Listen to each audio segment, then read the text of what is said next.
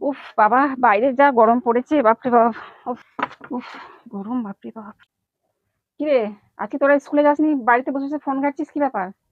আমাদের গরমের ছুটি পড়ে গেছে। ও, এত গরমে তুমি কোথায় গিয়েছিলে? উফ, একটু ব্যাংকে গিয়েছিলাম রে, টাকা তুলতে, টাকার দরকার ছিল একটু, ওই ব্যাংকে গিয়েছিলাম। पैसा ही पैसा होगा। A few moments later. लेकिन ये साला कर क्या रहा है यहाँ पे?